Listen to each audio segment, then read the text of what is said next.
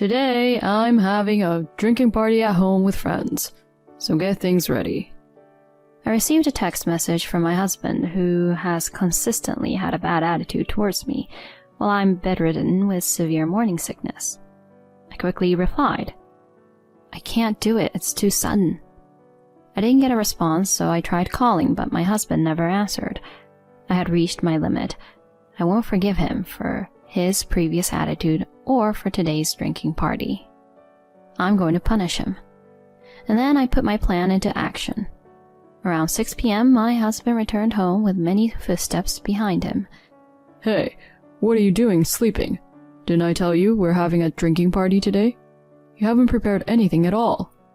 Daryl came into my bedroom and yelled at me, and I answered him, dizzy and unable to get up. That's why I said it's impossible. Hey, just get up. Hurry up and get out the booze. I smiled in place and replied, "Is that all you want to say?" After that, my husband realized everything and began to tremble. My name is Katarina. I'm a 29-year-old working housewife. After graduating from the university's science department, I joined Nordson, a small machinery manufacturer. Despite being small, it possesses a strong technical expertise and is a highly respected presence in the industry, with a high job acceptance rate. During the interview, Daniela, the female president and representative of the company, told me, "It's unusual for women to want to join our company. Your university grades are excellent. I've interviewed you and found you to be a great person, and I'd like to invite you to join our company." Oh, thank you so much. I will definitely strive to be of great value once I join. Work hard from now on, okay? From that moment, the president became my role model. In getting the job offer from Nordson, which was my first choice, became the happiest event of my life. Working here was hard, but also fun. I wasn't underestimated because I was a woman, and I was entrusted with significant tasks, allowing me to see my skills improve over time. In my third year at the company, I was approached by Daryl, the sales department manager, at a social gathering. Was there ever a girl like you in the R&D department? It's rare for a girl to join our company. I was nervous as Daryl approached me in a casual manner. After all, he's the biological son of the president and the executive director. It's widely rumored within the company that he's the next successor. I was nervous talking to Daryl at the time, but for some reason he seemed to like me. You're like a serious and modest person. Quite refreshing. Hey, how about going out for a meal next time? Thus, Daryl and I started going out to dinner together. Daryl has a liberal arts degree, which is unusual for our company, and he is a good communicator. He seemed to have a personality suited to sales. In fact, he seemed pretty good at his job. Daryl's lighthearted, or rather cheerful personality was also refreshing to me.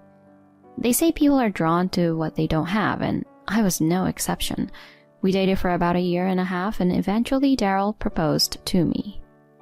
Katarina, let's get married. Please accept my proposal. Daryl, thank you. I'm very happy. I happily accepted the ring that Daryl offered. As I gazed at it with delight, Daryl teasingly said, By the way, isn't this what they call a Cinderella story? Marrying the future company president? Well, I'm not marrying you just because you're the president's son. Oh, that's right, isn't it? Well, from now on, please take care of me, Katarina. Afterward, we first went to meet my parents. My rural parents were delighted and gave their approval for the marriage. Next, it was time to visit Daryl's parents. The president, or rather my mother-in-law, beamed at me. I remember you from the interview, and I've heard that you're competent within the company. Bringing home someone like that as your wife is quite a catch, Daryl. My father-in-law also welcomed me with a quiet smile and gave his approval for the marriage. After some small talk, my mother-in-law suddenly turned serious. Katarina, I'm thinking of making Daryl the next successor, but he has a bit of a carefree side to him, so I want you to educate him. Come on, Mom. You too, Daryl. Having a family means you have more to be protective. It won't be business as usual. Treat Katerina well. I understand. Mom, Dad, I look forward to your support from now on. I greeted them in this way. A while later, we had our wedding. We invited all the employees and had a grand celebration. Later, my mother-in-law presented us with a gift for our wedding. We began living together in a single-family house. I thought that our happy married life was about to begin, but I soon encountered a problem. Daryl was the type who didn't do any household chores. He had experience living on his own, so he should have been capable. But he didn't even press a button on the washing machine. While I was doing all the household work, he would lie on the sofa watching TV. I also had my job to attend to, so taking on all the household chores was honestly a burden. When I lived alone, I could get away with making a simple dinner and doing the cleaning on the weekend, but it was different when living with a husband. After 3 months of living like that, with only me doing the housework, I finally complained to Daryl. Hey, Daryl, I have a favor to ask. Can you help out a bit more with household chores? Daryl, without taking his eyes off the TV, responded like this. Huh? Can't you just keep doing the chores like before? I'm tired from work. I work too. It's not fair that I'm the only one responsible for household chores. This is unreasonable. What's unreasonable about it? I'm the next company president, you know. Are you suggesting that such an important figure should do household chores? That's what's unreasonable. I was left speechless. Regardless of whether Daryl would become the next company president or not, isn't family separate from work? When I tried to convey this, Daryl's expression soured. Katerina, you came here as a bride, right? Household chores should be done by women. Was this his true opinion? I was in shock at his outdated statement, and Daryl casually said, Right, I'm inviting friends over from now. Do we have any alcohol? What? From now? Make sure you can entertain my friends properly. You're my wife, after all. My concern wasn't just that my husband wouldn't help with household chores. Daryl frequently invited his college friends over to our house for parties. Each time I had to prepare alcohol and food, and my precious leisure time was being taken away. I understood that Daryl had his social connections and valued his friends, but honestly, dealing with this every week was exhausting. About a year into our marriage, I started experiencing health issues. I felt dizzy and had mild nausea that persisted.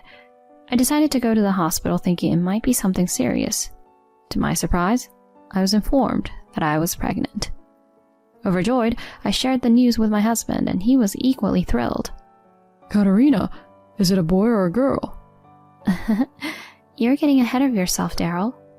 But I'm really looking forward to it. I'm so happy. I genuinely felt glad to see the happiness on my husband's face. After that, we shared the news of my pregnancy with my in-laws who lived nearby, and they were even happier than Daryl. Congratulations, Katerina. Take good care of your health. If there's anything we can do, just let us know. Thank you, Mom. At that moment, my father-in-law said to Daryl, Daryl, from now on, make sure to support Katerina. Reduce those drinking parties and come back home early to be by her side. I understand, Dad. It seemed that Daryl had a hard time saying no to my in-laws. Since he seemed so amenable, I thought everything would be fine. However, Daryl continued to have parties with friends at the same pace as before. I asked him to stop inviting friends to our home during this critical time. He stopped inviting friends to our home, but he began going to bars instead. Each time he would come home late at night heavily intoxicated. I was becoming frustrated, but I didn't say anything. After a while, my morning sickness became severe. I was dizzy all day and vomited multiple times. Even the slightest strong smell would make me throw up. Whether I ate or not, I couldn't avoid vomiting up stomach acid. In this state, it was impossible for me to work, and gradually I couldn't go to work at all. One day, while taking a half day off and resting at home, I received a message from my mother-in-law. Katerina, I asked your boss about your condition. It seems your morning sickness is quite severe. Yes, it's true. I'm really sorry that I can't work properly. It's all right. How about taking a leave of absence until your morning sickness settles, or better yet, until you give birth? A leave of absence? Yes, your health is essential right now. Don't worry, your place is secure, and this would be the best choice for the time being. Thank you, Mom. No, thank you, President. I'll do that. So it was decided that I would take a leave of absence until giving birth. When I informed Daryl about this, he frowned. Huh? A leave of absence due to morning sickness? I've never heard of that. It can't be helped. I'm genuinely not feeling well. But never mind. Since you're not going to work, at least make sure the household chores are perfect, alright? Huh? I was surprised, and Daryl continued. Of course. Lately you've been slacking with meals, right? I've noticed. But I'm trying my best. I'm doing everything I can because strong smells make me nauseous. How can you have a child like that? Since you're in a housewife-like situation now, make sure the household chores are perfect. Got it? Ordinarily, when a wife is suffering from morning sickness, a husband in the right mind would help with chores or bring her suitable food. But Daryl didn't do any of that. Instead, he went out drinking almost every night and ordered me to maintain perfect housekeeping while I could hardly stand. I was deeply disappointed by Daryl's attitude. Weeks passed, but my morning sickness didn't subside. It actually peaked. During that time, Daryl returned home once again heavily intoxicated. He didn't even take off his suit and started snoring on the sofa. I sighed and began cleaning up the mess my husband had made. I picked up a phone from the floor and saw the screen. There was a text message that went like this. Daryl, thanks for coming to the bar again today. I'll be waiting for you tomorrow. The sender's name is Jasmine. It's clear from this message that Daryl has become quite close to the bartender. I felt my anger rising. How could he flirt with a bartender while I was suffering from morning sickness? I thought about waking Daryl up, but he was deep asleep, so I gave up for the day. Instead, I took a screenshot of the message. A week later, the morning sickness was particularly bad and I was down for the morning. Then I got a call from Daryl in the evening. Today I'm having a drinking party at home with friends, so get ready. I quickly replied that it was impossible. When I didn't get a response, I called him, but he didn't answer. I had reached my limit. He didn't understand how severe my morning sickness was, and he wanted to have a gathering at our home after spending time at a bar. I couldn't let this go. I decided to teach him a lesson. I contacted someone, and around 6 p.m., Daryl returned home with a group of friends. Hey, why are you sleeping? I told you we're having a gathering today. You haven't prepared anything. He came to the bedroom and shouted at me. I, dizzy from my morning sickness, responded, I messaged you. I can't do it today because my morning sickness is really bad. At least go out and have a drink. What's with all this morning sickness all the time? Don't be so whiny. I told you. It's impossible. Come on, get up. Serve some snacks with the drinks. I smiled in place and replied, Is that the only thing you have to say? Huh? What are you talking about? Daryl seemed annoyed and grabbed my arm, trying to pull me out of bed. Suddenly, the closet door in the bedroom creaked open. What? Mom? Dad too? That's when my father-in-law and mother-in-law, whom I had invited, emerged from the closet. Their faces were beet red, and they had their arms crossed. What? Why are my parents here? What's going on? Realizing he had been overheard, Daryl began to tremble uncontrollably. Then my mother-in-law calmly said, Tell your friends to leave immediately. But... Do it now. Daryl shrank and sent his friends home, leaving only my husband and me with my in-laws. Daryl, sit there. My mother-in-law said sharply, and Daryl with a pale face sat down.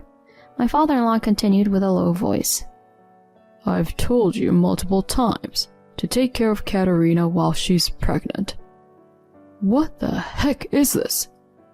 Dad, listen, today was just a one-time thing. My mother-in-law then interjected. I've heard everything from Katerina. You've been going out drinking almost every day since you found out she was pregnant. I even saw your messages. You knew about all of that? You admit it, don't you? And inviting many friends over while your pregnant wife was bedridden due to morning sickness, and then telling her to prepare snacks? Who do you think you are? Watching Daryl shrink under my mother-in-law's scolding, I almost burst into laughter. Start by apologizing to Katerina. My father-in-law said sharply, and Daryl bowed his head to me. Katerina, I'm sorry for everything, but I was genuinely happy about the baby. That's the truth. And about the drinking gatherings, my friends invited me, saying they wanted to celebrate the pregnancy. No more excuses, my mother-in-law shouted, and Daryl bowed his head to me again, tears in his eyes. I'm sorry, Katerina. Please forgive me. I promise to be a better husband from now on. My mother-in-law sighed. I never thought you could be such a fool. I will respect Katerina's decision regarding the future, but we'll drop the talk of you becoming the heir. What? Mom, you can't. Be silent. All you can do is follow Katerina's decisions. All three of them turned their attention towards me, and I quietly said, Daryl, I'll spare you from divorce, but until the child is born, we'll be living separately. Separation? Mom, Dad, could you please help educate Daryl until then? Upon my request, my in-laws nodded vigorously. Katerina, thank you for not divorcing our foolish son. We'll straighten him out ourselves. Yes, maybe we should make him a monk or something. What? A monk? Please have mercy. With a pitiful voice, Daryl was led away by his parents.